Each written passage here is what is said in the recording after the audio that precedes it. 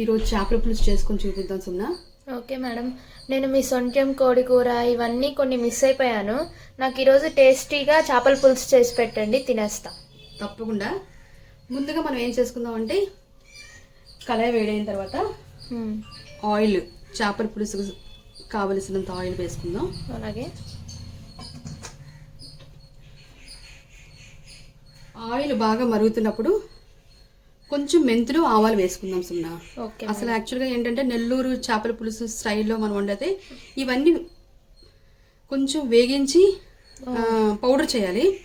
ఇప్పుడు మనం అలా చేయట్లేదు కదా. ఓకే, మామూలు చేపల పులుసు చేసుకుంటున్నాం కాబట్టి కొంచెం టేస్ట్గా ఉండడం కోసం మెంతులు, ఆవాలు వేసుకుందాం. ఓకే, ఇది చేపల పులుసు సున్నా. Okay madam. దానికి కొంచెం ముందుగా మనం ఏం చేయాలి అంటే టమాటో ముక్కలు, చింతపండు, ఓకే, కొంచెం వాటర్ వేసుకొని ఫస్ట్ మనం బాయిల్ చేసుకుందాం. అలాగే మేడం. టమాటో, చింతపండు, కొంచెం వాటర్, ఓకే, ముందుగా ఉడకబెట్టేసుకుందాం ఫస్ట్. Okay madam. చేపల పులుసుకు కావాల్సిన ఇంగ్రీడియంట్స్ ముందుగా మనం కడిగి పెట్టుకున్న చేప ముక్కలు, అల్లం వెల్లుల్లి ఉల్లిపాయ గరం మసాలా పేస్ట్, ఉల్లిపాయ ముక్కలు, పచ్చిమిర్చి, కొంచెంగా పసుపు, తగినంత సాల్ట్, కారం, కొత్తిమీర.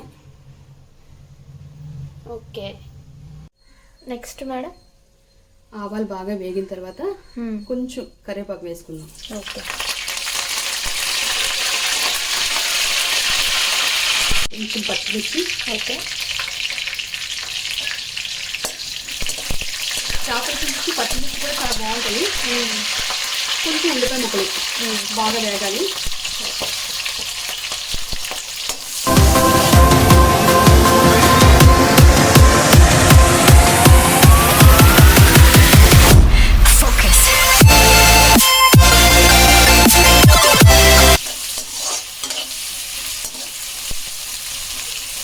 ఇలాంటి టైంలో కొంచెం సాల్ట్, ఓకే, కొంచెం పసుపు వేసుకున్నాం.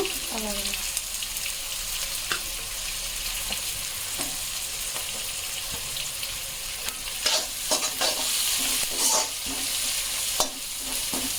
బాగా వేగనివ్వాలి. Okay madam. అవి వేగేలోపు ఏదన్నా మంచి చిట్కా చెప్పండి. మంచి చిట్కా అంటే నాకు తెలిసి కుకింగ్ అయినా డ్రైవింగ్ అయినా ఒకలే చేయాల్సి ఉన్నా, పక్కన ఎవరైనా డైరెక్షన్ ఇస్తే అది పాడైపోతుంది. ఓకే, అర్థమైంది కదా. ఆ చిట్కాని ఫాలో అయిపోండి అందరూ. ఉల్లిపాయ బాగా వేగింది. మనం ముందుగా రెడీ చేసి పెట్టుకున్న అల్లం వెల్లుల్లి ఉల్లి మసాలా గరం మసాలా పేస్ట్ వేసుకుందాం. ఓకే,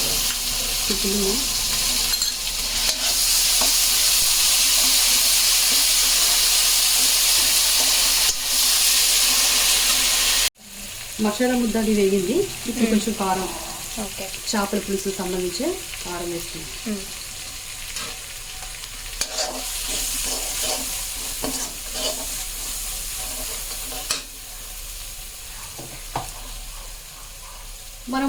మనం ముందుగా ఇందాక చింతపండును టమాటీ ఉడకబెట్టుకున్నాం కదా, దాని రసం తీసుకొని ఓకే వేసుకుందాం. చింతపండు టమాటా పులుసు.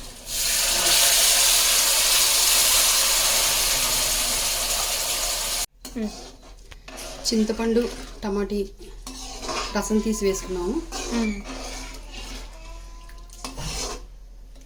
బాగా మరిగిన తర్వాత చేప ముక్కలు వేసుకుందాం. అలాగే మేడం.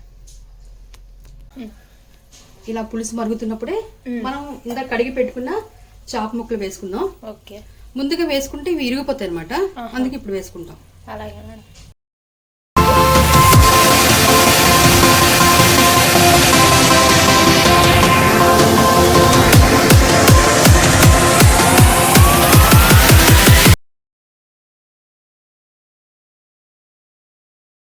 చేపల పులుసు అయితే రెడీ అయిపోయింది సున్నా. Okay madam. దించే ముందు కొంచెం మనం కొత్తిమీర వేసుకొని ఓకే స్టవ్ ఆఫ్ చేసుకుందాం. అలాగే మేడం.